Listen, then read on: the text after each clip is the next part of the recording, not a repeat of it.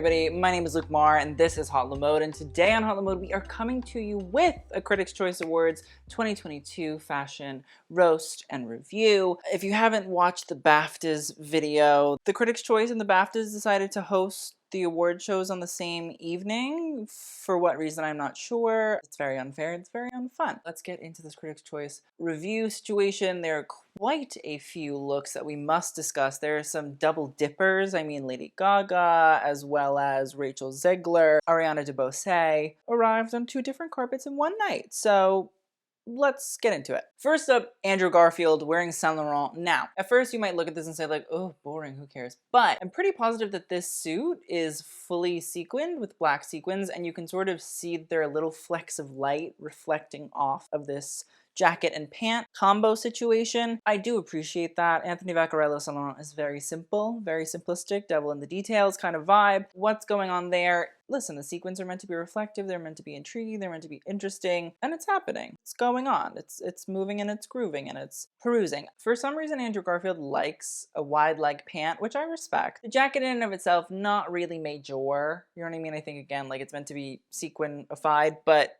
it doesn't really do anything for Andrew, you know what I mean? Like I want like a little bit of something. It just doesn't seem to really like phenomenally. And as for the striped shirt underneath, I do appreciate that. I feel like with Saint Laurent, we've been seeing a lot of these sort of striped suits or jackets or whatever that are lined in sort of crystals or with metallic threads, etc., etc. So I get it. Overall, listen, if we're not gonna get like some exciting, cool, crazy, over the top suiting situation from Andrew, at least they're working on diversifying fabrics, textiles, etc., etc. So I appreciate that. Thank you. Next up is Ariana Debose. She's wearing Carolina Herrera, and it's just not, I don't think it's working. It's a silk taffeta. It has some sort of asymmetrical neckline, which is draped very strangely. I'm not really understanding. And I mean, like, I know that I have to keep pulling my little jacket down, and I get it. Like, who am I to judge? But also at the same time, like, who am I not to? But yeah, I just don't really get why we did whatever that asymmetrical drip drape situation is. And then there's like a little sash of orange to, you know, belt it, which like,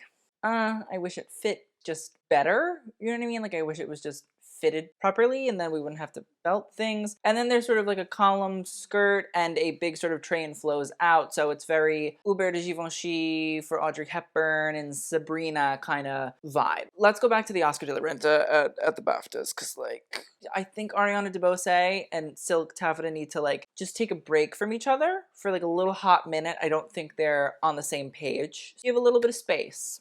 Please and thank you. Next up is DeFaro Woon-A-Tai, and he is wearing Givenchy. It is a full sort of pale pink suit. Now you're probably gonna say, oh my god, Luke, look at you, look at him. And I'm like, I'm also wearing Givenchy. It's by Alexander McQueen. Now, DeFaro's look is actually by Matthew Williams, who is the current creative director of Givenchy. And I have to say, I think that like the suiting is different, and I think it's in intriguing colors. I think the cut is far more modern. It doesn't really have that sort of old-timey suiting, Savile Row tailoring.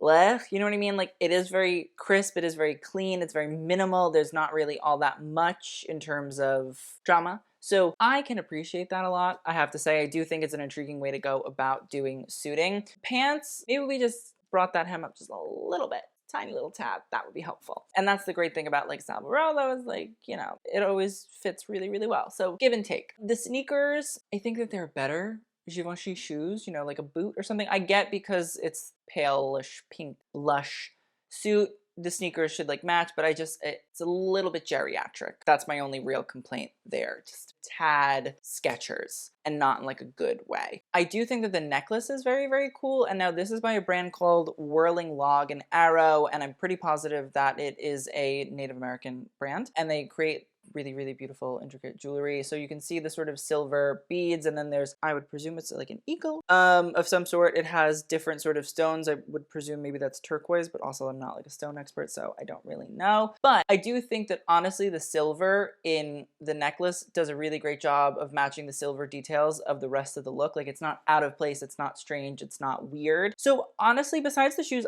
I love this. I think it's a really great look. I think he looks wonderful. I think they should sign him to Givenchy, make him an ambassador ambassador, like, I'm here for it. Next up is Elizabeth Olsen, and I just like always pose this question. Why does she not get dressed by the row? Like, those are her sisters. Ladies, let's help the family out. We didn't go back to Full House, that's fine.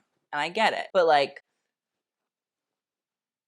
she's the Elizabeth of Elizabeth and James. You know what I mean? Like, put her in the row. Please, somebody. And Elizabeth, if you're saying, I don't want to be dressed in the row, please accept. But either way, we need to like have a conversation because there are good the row looks that would make sense. It would be so beautiful and chic and elegant and minimal and cool and are not red velvet plunging dresses with like dazzled waistbands. Next up, Elle Fanning. She's wearing Oscar de la Renta. It's a little bit blasé, I'll be honest. It's pretty much just like a ball gown silhouette. It has, you know, gold sequins all out it with little sort of embroidered details in there. I'm not sure what they are. Maybe they relate back to a movie or a TV show that Elle is doing, and I'm sure that there's that element to it, but like, how would I know? Besides that, it's not like an ugly dress. It's just not major. And I feel like Oscar recently has really been doing a great job of going about inserting these really subtle, cool little details.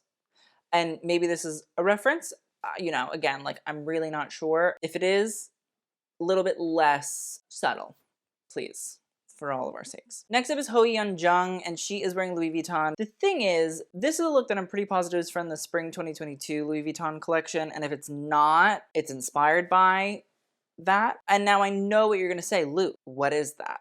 And I will do my best to explain what I can understand and what I can grasp from it, but that's all I can really give you. Pretty positive that that is like a pannier skirt style situation, and it's like a drop waist sort of top trying to maybe reference the 1920s, and the pannier is referencing like 18th century court dress, which Nicolas Ghesquière has referenced in the past. I am not sure though how we think those two things come together. It just looks like she's wearing very large clown pants, and like I don't like to joke about clothing like that. Like I feel like we're at this place now where I don't like make stupid, oh, this is weird. Like if there's something strange and like awkward and whatever, I will like do my best to try to understand it. I don't really understand nor have found the ability to understand like what is going on in this photo. And I didn't understand it when it came out on the runway, and I don't understand it now still. It's just ugly. It's like, sorry, like it could be a reference, it could be intellectual, which I love, but it is most definitely ugly, no matter what else it is. Next up is Indya Moore, and they are wearing off-white. Now, this is a look from the fall 2022 collection, which was an ode to Virgil Abloh and his passing, which was very sad. The dress is pretty much a cream sort of sequined ombre style, so it goes from cream to pink to another sort of shade of pink and then back into cream in the train. I don't love it. It's just kind of like a dress there. And also I feel like there were a lot of really good off-white dresses from that collection that were really intriguing and interesting and fun and different and very sort of like Virgil-esque. I understand the need to sort of do red carpet glamour kind of thing. It's just a sequin dress. Do they look gorgeous? Absolutely. Am I thinking about the look for more than like 5 minutes?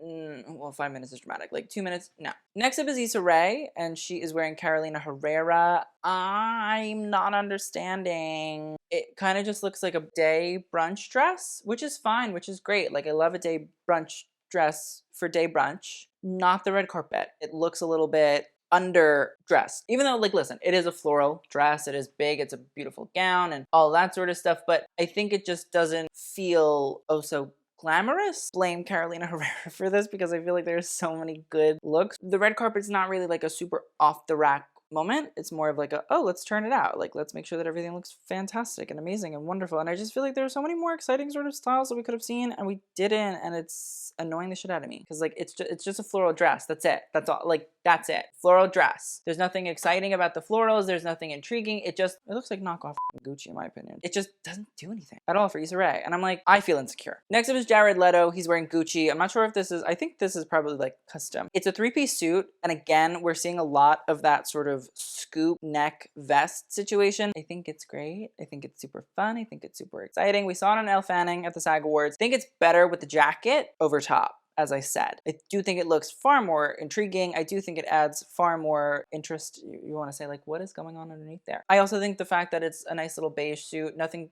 kooky, nothing too crazy, nothing too Paolo Gucci-esque is also very, very nice. The little silver heels, the shoes, intrigued, very Gucci-ish-esque. sort of. I don't hate it. I like it. It's a nice look. I think it's different than the usual menswear stuff, so like, I'm enjoying. Next up is Jamie Dornan. He's wearing Valentino, and I say Jamie, boring. I am snoring. There are better Valentino looks. I'm not like, oh my god, wow, that's so cool. It's just blah. Get it together. Pick it up. And also, like, men's were in the 60s. Do like the Peacock Revolution 1960s, you know, intriguing suits, etc., etc. Like, that's a thing. That happened. Do it, please. Next up is Jasmin Savoy Brown, and she is wearing Prada. And this is a look I haven't seen before. I'm pretty positive that it's an entirely pleated, sort of strapless column sort of style gown. And I will say, the reason that I enjoy the pleating of it that goes full all the way up and down. Personally, I find it to be a trope within Prada. The brand has been doing pleated sort of styles for decades at this point, and it's very much of something that if you look into just about any Prada collection, you will see some sort of pleats. Usually Prada has gone from knife pleats to box pleats to any kind of pleat. It usually is there. And so for that style to be adapted into something that is less about a skirt or a jacket or a shirt and rather sort of turned into a full gown moment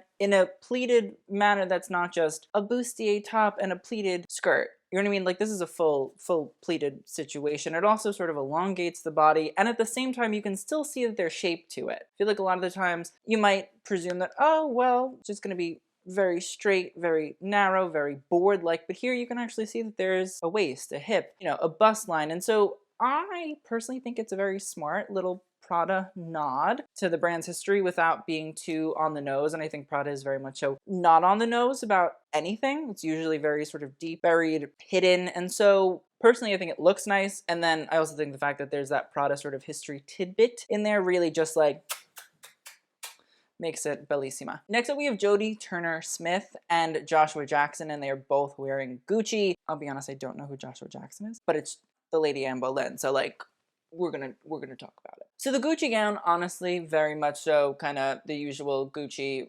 moment. There's lots of frills, there's lots of gatherings, lots of trimmings in that regard, and then it's an asymmetrical gown because there's only one sleeve. I don't love that element of it. It does sort of call to mind that spring 2022 silver screen siren and starlet of the 1940s feeling that Alessandra was looking into for spring 2022. I think the sleeve is really, really nice. I like the shoulder detail. I think that's also really, really lovely. The seam at the waist, not obsessed with. It doesn't. Yeah. From afar, it's okay, but up close. And then the fact that there's the gathering that goes at the knee length in the front and then turns into a whole sort of train of gathering. I do wish that maybe there's a little bit more ruffling going on somewhere, anywhere, just to tie it in, because I think the ruffles at the neck and then at the knee and the train is very different than just the sort of flat, non-textured element of the body of the dress. I think the color is lovely on her. I think the ruffles are nice. I just wish there were more of them. As for Joshua, Gucci tailoring, man, great, love that. The little Gucci loaf, you know, we could have done a little exciting one, but like the lack of taste, it exists. Next up is Kristen Stewart.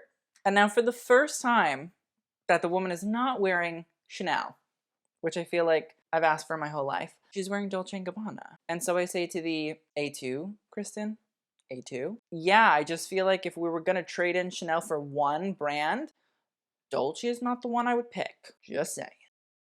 Next up is Lady Gaga. She's wearing Gucci. This is a custom look. This is a toughie.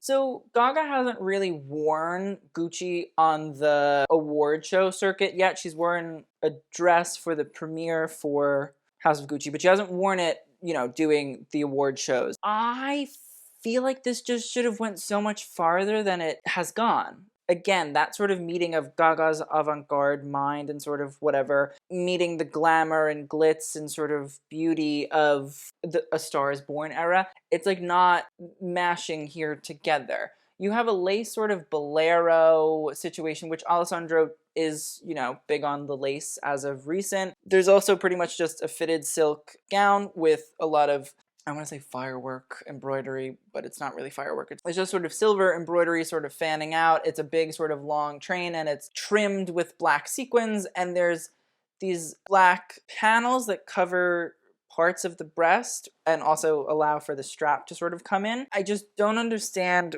why it wasn't so much more. And I know what you're gonna say, like, what do you mean? You keep saying that. It's Gucci. So it can be over the top, it can be incredibly dramatic, ridiculous, pompous, kooky crazy, whatever. And you kind of have to suck it up because it's Gucci. It's also Lady Gaga, so it is crazy. She's wearing goddamn pleasers with a Ralph Lauren custom gown. Like, there's a little bit of pomp and circumstance that comes with the two of these brands in and of themselves, because Gaga is a brand and Gucci is a brand. And so I wonder why we went for this like strange glamour, but like not actually super glamorous dress situation that doesn't really do much. Like, where is the gigantic feathered, like, where is just any of the kitschy Gucci shit that we know and love, and also the Gaga dramatic and over the top and sort of rebellious and, you know, controversial. Like, where's that? Where is that element? And that's, I think, my biggest issue here is it's not delivering in that regard. And I think that's the upsetting thing, is like, she's not going to wear Gucci a whole lot. So I kind of expected a lot more. I feel like those minds really should have met far more excitingly. And here they haven't. And that's sad. I understand the black panel things, but like, they're ugly. You know what I mean? Like, there's no way around it. They are just genuinely not attractive and take away, you know, so much from the dress. I feel like we could have just done a little curvaceous bing bang boom, no problem, still got the plunging effect. So yeah, that was upsetting, I'll be honest. Next up, we have Lakeith Stanfield, and he is wearing Saint Laurent. Now, part of Lakeith's red carpet look was also him holding and reading a first edition of Harper Lee's To Kill a Mockingbird, from my understanding, in reference to the current United States and states within the United States stance on banning books for children, which like reading is good. I know that's hard to understand for a lot of people, but like, it's good. It's usually pretty solid. Lakeith, honestly, big fan of. I do have to say, I understand maybe the book was the most important aspect of the look. It's great. I love that. I do think the rest of the look, the black sweater, the shirt, the baggy pants, the shoes, I wish there was a little bit more tied in there. You know, listen, Yves Saint Laurent was a very well-read man. We could have done something that was a little bit more exciting. That's my only issue. I love the message of the book, and I think that's probably the most important part, and that's great, and I love that. You know me, very happy to hear it, but back that up would have been great. But like, so far, don't ban books. That's very bad. Next up is Lee Jung-jae, and he is wearing Gucci. And now listen, at the SAG Awards, I was like, is he a Gucci ambassador? Blah, blah, blah, blah, blah. I didn't know that. Or I said he should have been. It's a black suit, not really super crazy, not really super exciting. I will say probably like fits in with the whole Gucci tailoring aspect. That's a big part of the brand's DNA. So I get that. I love that. Just wish it was a little bit more exciting, a little bit more intrigue. Listen, I'm not saying that he has to look like Jared Leto. I'm just saying you do like a little, and not just a blue suit either. I mean like a little something, a little panache, a little sequin here, or not even a sequin, like an embellishment, an embroidery, a little something would be helpful, please. Next up is MJ Rodriguez, and she is wearing Valentino haute couture. I believe this is from spring 2022. It is a draped asymmetrical top, and I'm pretty positive it had like a big train, or it has a train. I feel like I'm seeing train back there. And a wide-legged sort of khaki pant. I don't like hate it. You know what I mean? I don't love it. I don't hate it. I do wish that maybe there was a little bit more drama in the top situation. You know what I mean? Like a little bit more train action, a little bit more intrigue there. I think the pants look like they fit decently enough. They're wide leg, they're meant to be. I think there are better looks from that collection that probably would have been like, ooh, or even like older. There's still fall 2021 haute couture there. So I get that this Valentino collection was very much so meant to be like about fitting and the body and sort of breaking down all of these different sort of ideas of what haute couture should be and who it should be worn by. But I wish there was something like a little bit more exciting about the look in general. You know what I mean? That's it. That's all I can ask for. Next up is Nicole Byer, and she is wearing Christian Siriano. I think she looks lovely. I do. I really, really do. I think the dress is gorgeous. I think it's beautiful. I think the pink, wonderful on her. I love the sort of large wraps that come over and off the shoulder. I think it adds an intrigue. It kind of creates a little bit of like a sleeve, sort of, but like not really, but like yes. I think the cut is gorgeous. Beautiful gown, sort of princess style. I love the way that even the straps sort of come out of the bust area as well. Like I love an off the shoulder moment too. I just think she looks really, really beautiful. You know me, like to say that Christian Siriano made something really nice, not something I do often. So like I appreciate it. I think it looks gorge. Next up is Rachel Zegler, and she is wearing Dior. I believe this is probably haute couture. I love this. I think this is stunning. I think this is gorgeous. I think this is beautiful. I think this is wonderful. I think she looks amazing. It's a pleated like seafoam green aquamarine gown. It's a halter style, and the braid from this dress situation is holding up that sort of haltery little moment there. I think the little cap sleeves are gorgeous. I think the fact that there's cutouts on the sides are lovely. I think the pleating all moving downward is really amazing. It's really wonderful. I asked myself, why couldn't we have done this for so long? I think the pleating honestly is like one of Maria Grazia's strong suits at Dior, and I think this is a really brilliant example of it being done incredibly well. I think the little braided robe is fantastic. I do think it's stunning. I do think it adds a different sort of texture to the rest of these pleats. It's gorge, and also this is like backless, I'm pretty positive too, which I think just adds more intrigue, more beauty, more wonder. She looks great. Yeah, like I love this Dior by Maria Grazia Curie, and I promise like nobody's putting a gun to my head. It looks stunning. And finally, we have Selena Gomez. She is wearing custom Louis Vuitton, and I believe her jewels are Boucheron. Is it kind of simple for Louis Vuitton? Yeah, but I mean, like, listen, it's either you're going HoYeon Jung or you're going sort of like Alana Haim at the BAFTAs. So this to me feels like a nice middle. You know what I mean? Like, this is a nice middle ground. I think that this fits her fantastically. Like, the way that it hugs her waist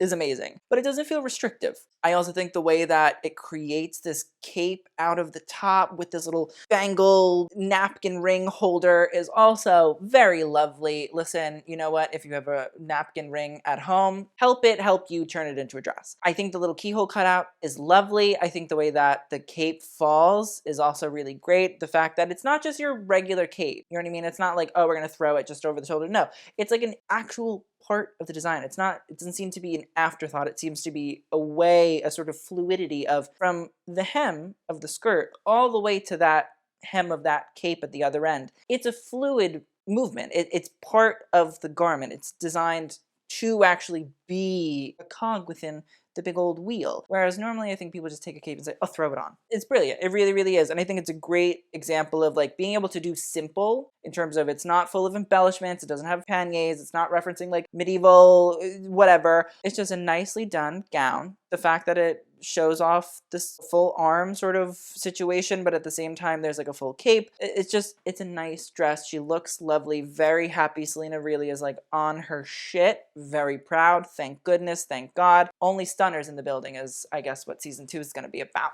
So that is the end of our Critics' Choice Awards. Let's talk about the best and worst looks. I'm going to have to give best to, Rachel Zegler.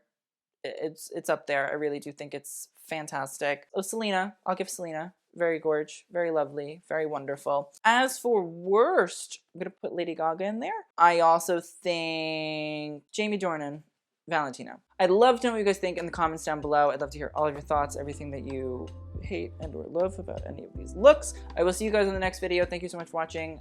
NTTYL.